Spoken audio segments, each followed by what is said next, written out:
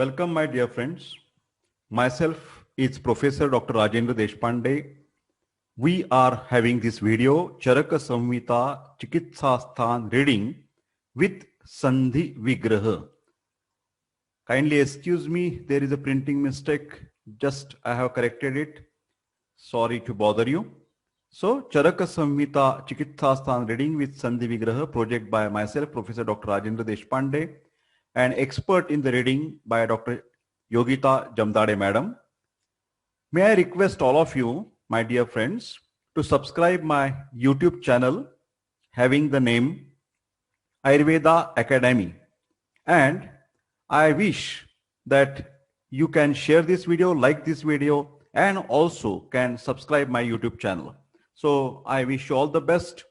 Now we are going with the chapter 3, Jwara, part 4, and that will be from shloka number 240 to 291. Also, my dear friends, I would like to say that whichever the shlokas that we have made in red, that you should learn by heart and also get it fixed about the meanings and the interpretation of that shloka for your examination as well as for your practice. Okay.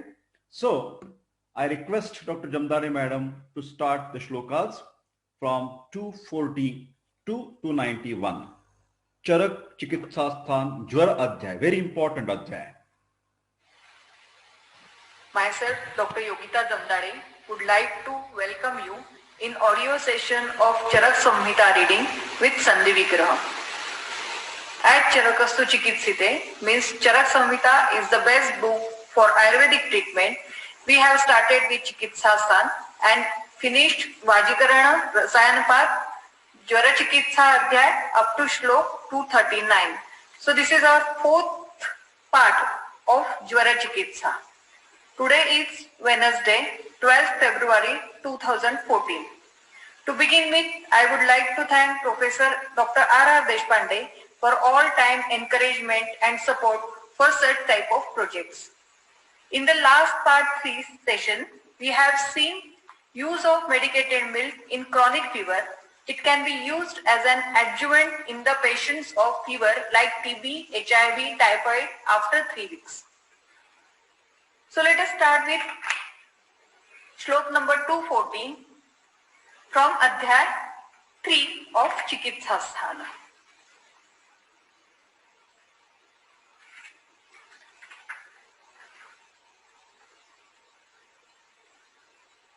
From shlok 240 to 249, Niruha Basti Upayogi Dravya are mentioned.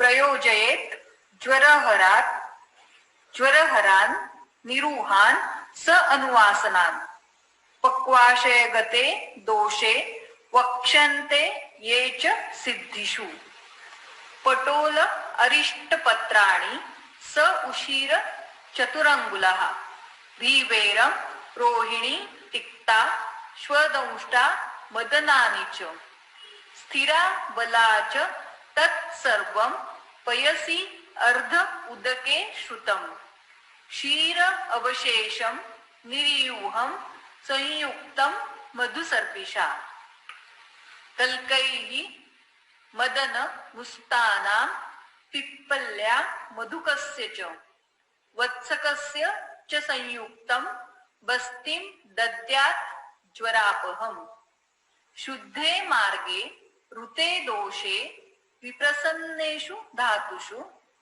Gata Angashulo Laghu Angaha Sadyo Bhavati Vijwaraha Aragvadam Ushirancha Madanasya Phalam Tatha Chatasraha Paraninihi Cha Eva Niriyuham Upakalpayet Priyangu Madanam Mustam Shatava Madhuyashtika Kalkaha Sarpihi Gudaha Shaudram Jwaragno Basti Uttamaha Guduchim Trayamanam Cha Chandanam Madhukam Rusham Sthiram Balam Krishni Paranim Madanam Cha iti Sadhaye रसम जांगल मांसस्य रसेन संहितं विषक् रसेन सहितं विषक् पिप्पली फलमुस्तानां कल्केन मधुकस्य च ईषत् सलवणं युक्त्या निरुहं मधुसर्पिषा ज्वरप्रशमनं दद्यात् बल स्वेद रुचिप्रदम्. Next, अनुवासन उपयुक्त द्रव्य are described from श्लोक 250 to 253. जीवंतीं मधुकं मेदां पिप्पलिं मदनं वचां रुद्धिं रास्नां बलां विश्वं शतपुष्पां शतावरीं पिष्ट्वा क्षीरं जलं सर्पिः तैलं च विपचेत् विषक् अनुवासनिकं स्नेहम् एतं विद्यात् ज्वरापहम् पटोल पिचुमर्दाभ्यां गुडुचा मधुकेन च मदनैः च श्रुतः स्नेहो ज्वरघ्नम् अनुवासनम् चंदन अगुरु काश्मरीय पटोल मधुक उत्पलैः सिद्ध स्नेहो ज्वरहर स्नेहबस्तिः प्रशस्यते. Next, regarding शिरोविरेचन in ज्वर यत् उक्तं भेषज अध्याये विमाने रोग भेषजे शिरोविरेचनं कुर्यात् युक्तिज्ञः तत् ज्वरापहम् यच्च नामनिकं तैलं यः च प्राक् धूमवर्तयाः मात्राशितीये निर्दिष्टाः प्रयोज्याः ता ज्वरेषु अपि. Next, about बहिःपरिमार्जन चिकित्सा in ज्वर. अभ्यंगांच प्रदेहांच परिषेकांच कारयेत् यथा अभिलाषं शीत उष्णं विभज्य द्विविधं ज्वरम् सहस्रधौतं सर्पीः वा तैलं वा चन्दनादिकं दाहज्वर प्रशमनं दद्यात् अभ्यञ्जनं विषक्. Though Sahasradhauta Ghruta is mentioned by Charaka, Shatadhauta Ghruta is available in the market, which can be applied on the hands and feet when there is a severe burning in Jwara. Next is Chandanadi Taila, which is indicated in Shlok 258, and it is also available in the market. Atha Chandanadyam Tailam Upadekshamaha, that is Chandanadi Tailam Upadekshamaha. Chandana Bhadrashri Kalanusari Kaliyaka Padma Padmaka Ushira Sariva Madhuka Prapoundarika Nagapushpa Udiccha Vanyapadma Utpala Nalina Kumuda Saugandhika Pundarika Shatapatra Bisa Mrunala Shaluka Shaivala Kasheruka Ananta Kusha Kasha Ikshu Darbha Shara Nala Shalimula Jambu Vetasa Vanira Gundra Kakubha Asana Ashwakarna Syandana Vatapotha Shala Tala Dhava Tinisha Khadira Kadara Kadamba Kashmariya Phala Sarja Plaksha Vata Kapitana Udumbara Ashwatha Nyagrodha Dhataki Durva Itkata Shungataka Manjishtha Jyotishmati Pushkara Bija Kramchadana Badari Kovidara कदली, संवर्तक, अरिष्ट, शतपर्व, शतपर्वा, शीतकुंभिका, शतावरी, श्रीपर्णी, श्रावणी, महाश्रावणी, रोहिणी, शीतपाकी, ओदनपाकी, काला, बला, पयस्या, विदारी, जीवक, वृषभक, मेदा, महामेदा, मधुरस, वृष्यपोक्ता, तृणशून्य, मोचरस, अटरुषक, बकुल, कुटज, पटोल, निंब, शाल्मली, नारिकेल, खर्जूर, मृद्विका, प्रियाल, प्रियंगू, धन्वन, आत्मगुप्ता, मधुकानां, अन्येषां च शीतवीर्याणां यथा लाभम् औषधानां कषायं कारयेत्। तेन कषायेण द्विगुणित पयसा तेषाम् एव च कल्केन कषाय अर्धमात्रं मृदु अग्निना साधयेत् तैलम्। एतत् तैलम् अभ्यङ्गात् सद्यो दाहज्वरम् अपनयति। एतैः एव च औषधैः श्लेष्णपिष्टैः सुशीतैः प्रदेहं कारयेत्। एतैः एव च औषधैः अश्लेष्णपिष्टैः सुशीतैः प्रदेहं कारयेत्। एतैः एव च श्रुतशीतं सलीलम् अवगाह परिषेकार्थं प्रयुञ्जीत इति चन्दनाद्यं तैलम्। मधु, अरनाल, क्षीर, दधी, घृत, सलीलसेक अवगाहाः च सद्यो दाहज्वरम् अपनयन्ति शीतस्पर्शत्वात्.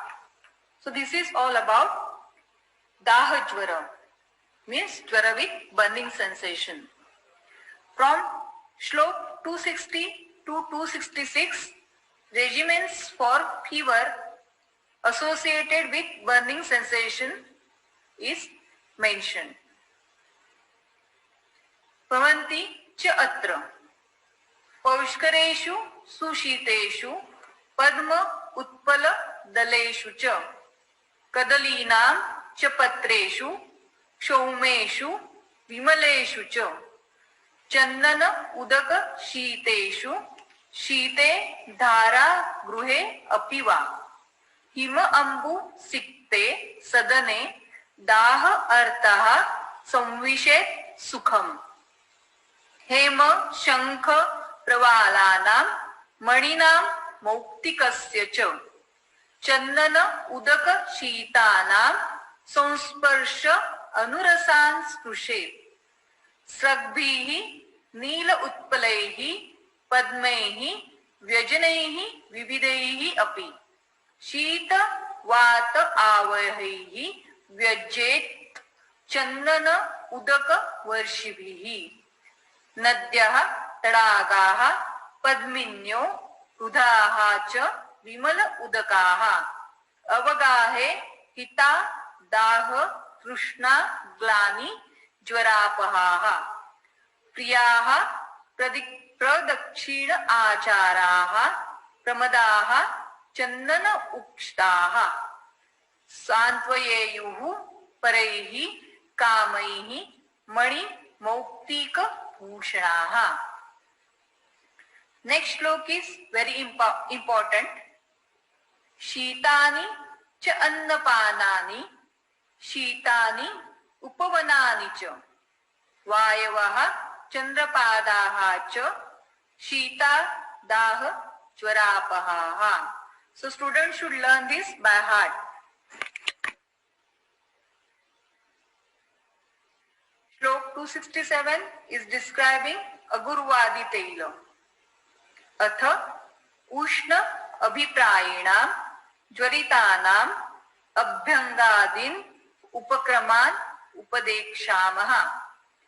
अगुरु, कुष्ठ, तगर, तगरपत्र, नलद, शैलेय, ध्यामक, हरेणुका, स्थौणेयक क्षेमक एला वरांगदल पूर तमालपत्र भूतिक रोहिष सरल शल्लकी देवदारू अग्निमंथ बिल्व स्योनाक काश्मर्य पाटला पुनर्नवा वृश्चिर कंटकारी बृहती शालपर्णी कृष्णीपर्णी माशपर्णी मुद्गपर्णी गोक्षुरक एरंड शोभांजनक वरुण अर्क चिरबिल्व तिल्वक शटी पुष्करमूल गंडीर उरुबुक पत्तूर अक्षीव अश्मांतक शिग्रू मातुलुंग पीलुक मूलक पर्णी तिलपर्णी पीलुपर्णी मेषशृंगी हिंस्रा दंतशठ ऐरावत ऐरावतक भल्लातक अस्फोतक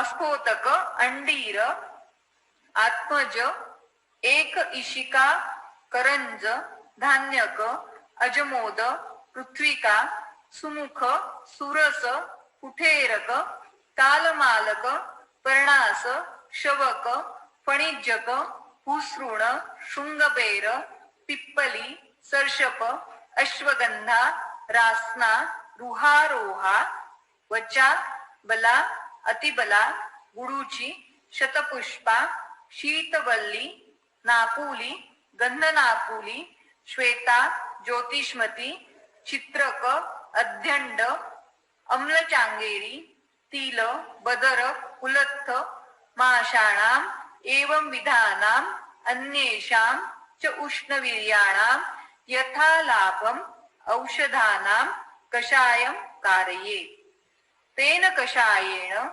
तेषाम् एव च कल्केन सुरा संवीरक तुषोदक मैरेय मेदक दधिमंड अरनाल कट्वर प्रतिविनितेन तैलपात्रं निपाचयेत् तेन सुखोष्णेन तैलेन उष्ण अभिप्रायिणां ज्वरितम् अभ्यञ्जात् तथा शीतज्वरः प्रशाम्यति एतैः एव च औषधैः श्लष्णपिष्टैः सुखोष्णैः प्रदेहं कारयेत् एतैः एव च श्रुतं सुख उष्णं सलिलम् अवगाहनार्थं परिषेकार्थं च प्रयुञ्जीत शीतज्वर प्रशमार्थम् इति अगुर्वाद्यं तैलम्.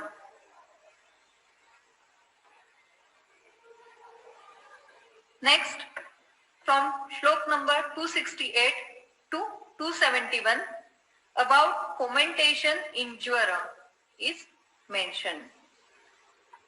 Bhavanti च अत्र त्रयोदश विधाः स्वेदाः स्वेद अध्याये निदर्शिताः मात्रा कालविदा युक्ताः स च शीत ज्वरापः साकुटी तच्च शयनं तच्च अवच्छादनं ज्वरम् शीतं प्रशमयन्ति आशु धूपाः च अगुरुजा घनाः चारु उपचित गात्र्याः च तरुण्यो यौवन उष्मणा आश्लेषात् शमयन्ति आशु प्रमदाः शिशिरज्वरम् स्वेदनानि अन्नपानानि वातश्लेष्महराणि च शीतज्वरं जयन्ति आशु संसर्ग बलयोजना.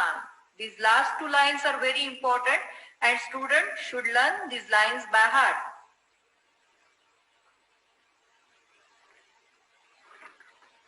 Next shloka from 272 to 278 are about langhana and shamana chikitsa in jwara. वातजे शमजे च एव पुराणे क्षतजे ज्वरे लंघनं न हितं विद्यात् शमनैः तान् उपाचरेत्.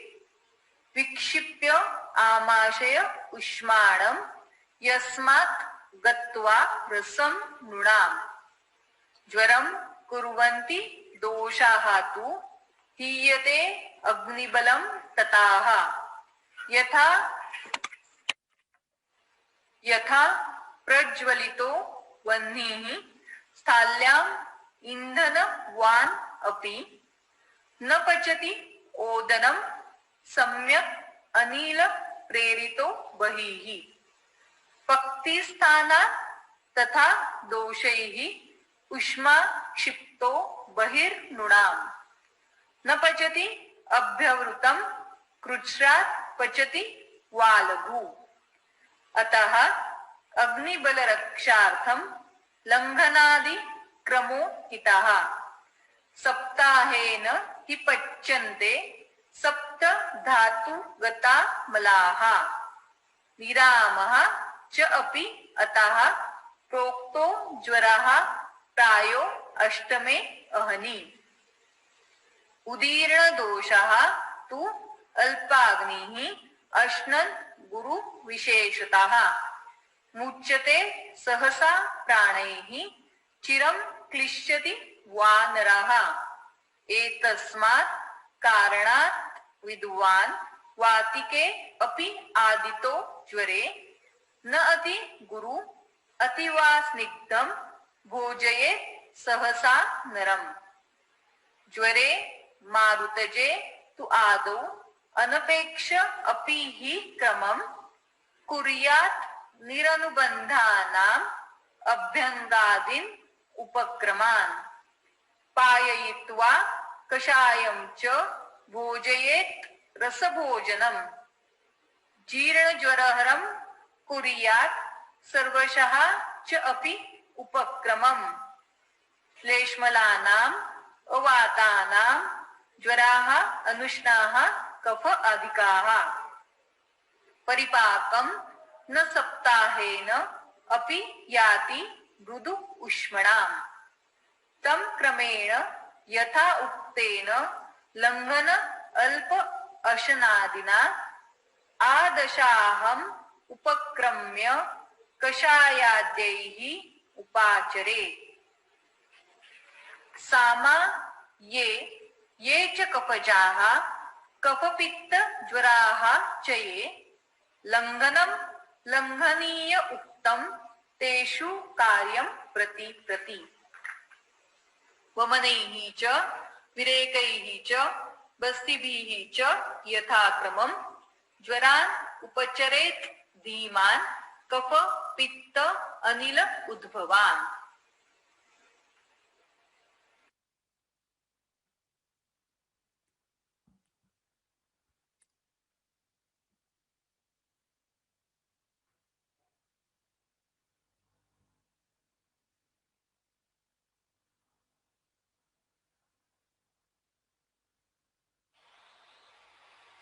प्रदेहैः कफपित्तग्नैः नावनैः कवलग्रहैः. Next shloka is very important. This is about indication of Raktamokshan in Jvara, and students should learn this by heart. Shita Ushna Snigdha Rukshadyehi Jvaro Yasya Na Shamyati Shakha Anusari Raktasya Saha Avasekat Rashamyati. Next it's about ghee in Jvara, which is caused by Visarpa, Abhighata, Vispotaka. Visarpena, Abhighatena, Yaha cha Vispotakaihi Jvaraha, Tatra Ado, Sarpishaha Panam, Kapha Pitta Uttaro Nachet. Next shlok number 291 is very important and students should learn this by heart. Daurbalyat Dehadhatunam Jvaro Jirno Anuvartate Balyaihi Samgruhanaihi Tasmat Aharaihi Tam Upachare. Now up to this we have read Jvara Chikitsa Adhyaya 3. and we have stopped at shlok 291. Thank you. We will meet you in the next audio session number 13. Thank you very much, Jamdade madam. So my dear friends, today we have completed Charaka Samhita Chikitsasthan Adhyay 3 Jwara part 4 shlok number 240 to 291. In this session, you have seen that there Charak has explained the use of Shata Dhauta Ghrita, which is available in the market, to apply on the palmar aspect of the feet and also the palm and the sole. So when you apply this Shata Dhauta Ghrita medicated ghee, that can cool your body and help to reduce the fever. Second important application is about the Chandanadi oil. So this also you can get swab soaked in the Chandanadi oil, and you can keep that swab around the umbilicus or on the umbilical area and make a bandage type of or sticking over there. So that particular cooling effect of Chandanadi oil will also help to reduce the fever. But this is for the high fever, and Agaru is used as what you can say Agurvadi Tail or Agurvadi Churna whatsoever. This is not for Pittaja Jwar. This is for Vata Kaphaja Jwara. So my dear friends, this is all about today's video session. I request all of you to share this video, like this video, and also subscribe my Ayurveda Academy channel, because you will get the playlist, huge playlist, which has covered each and every subject from first year to the fourth year BMS. I hope you will like this channel and will definitely push up or boost this channel. Thank you very much. I wish you all the best for your exam as well as